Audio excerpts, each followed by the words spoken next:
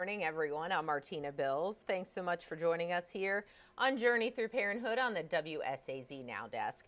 Well, this week is a awareness week about preparing your home and car for severe weather. Whatever Mother Nature has in store, we're kind of giving you some reminders on how you can actually stay prepared ahead of those storms as part of Severe Weather Awareness Week. And a lot of times, I'll admit myself, I have not made those preparations in my home and car. And a few good reminders out there of just some simple things, not even very expensive, to make sure you're prepared for whatever Mother Nature has in store.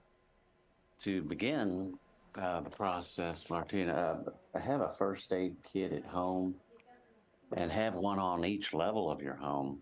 The CDC says that 48% of Americans do not have a first aid kit in their home, and that number is actually higher in their automobile. So if you're traveling because of an emergency and inclement weather or have to go find loved ones, have that first aid kit in your car as well and have it reachable. Don't have it in your trunk. There's so many different scenarios with weather that you really there's a lot of ways you can be prepared. Have plenty of bottled water, snacks, non-perishable foods at home. And have some of those items in your automobile too, if you're required to travel in some way. Have a high-powered headlamp. Check the batteries. Have batteries in your flashlight, fire extinguishers. When you lose power, there still could be power surges and potentially electrical fires. Proactive is it to actually kind of go over all of these things with the family? Like, this is going to be here, this is going to be here, just in case, so everyone's on the same page. Yeah, have those emergency meetings, those planning meetings with your family and loved ones in your household or maybe where your elders live. Have those meetings with your loved ones there as well. And have a plan. I mean, if there's serious thunderstorms or tornadoes, make sure you have everybody on the same page. Hey, we're going to go to the basement to wait this tornado or severe thunderstorm out. And if you don't have a basement or a tornado cellar, then pick a room in the center of the house, preferably a bathtub or large shower that you can cover yourself with if there's tornadoes or serious thunderstorms moving through your area. And I know a lot of times in our region, a lot of people have mobile homes that might actually not be as protective when that severe weather comes. What do you suggest if someone does live in a home that may not be as sturdy as some other homes? Right. It's obviously it would be helpful if you have a tornado cellar or dwelling in the ground. It could be, in the yard somewhere away from your mobile home. If you don't have that option and you can safely do so, I would find a loved one, family member, good friends in the area who have those protective places for tornadoes or serious thunderstorms. Because you do want to be protected. Mobile homes can be quite dangerous in severe weather. Okay. Brad, can you think of anything else you wanted to add to make sure people are aware this spring? Oh, sure. If you're traveling, have that portable phone charger. And again, check all of your batteries. That goes for your automobile. If you lose power in your home or in your car for whatever reason, have that portable phone charger so you can contact emergency personnel or family members to render aid.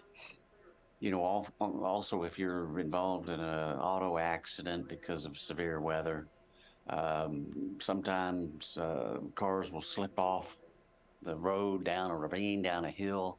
So have an emergency whistle that you can blow so that when emergency personnel arrive, you can blow that whistle and they can come to you, hear you, and render aid.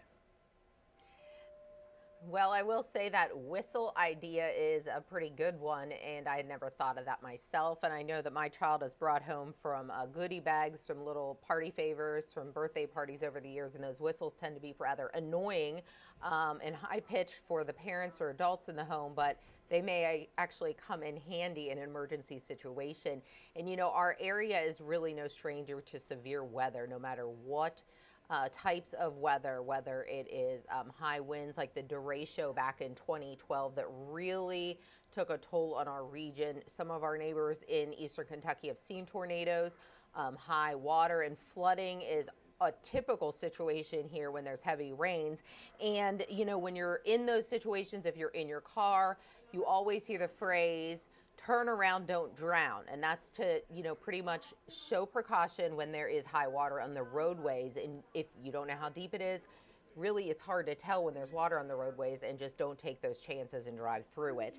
A lot of good information from Brad Greer, and don't forget those elderly family members or neighbors or family members in your community who may not be prepared. You can go in their house and easily help them prepare things just in case of a severe weather striking our region.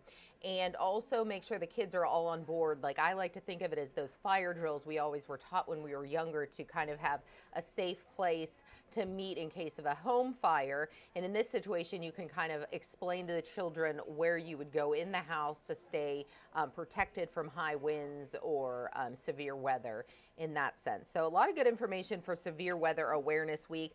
I will admit also, I do not have a first aid kit in my home. I'm going to grab one of those on Amazon, things like that. I did buy on Amazon a little pack of some LED lantern lights that come in really handy for a power outage, no matter how long it really is.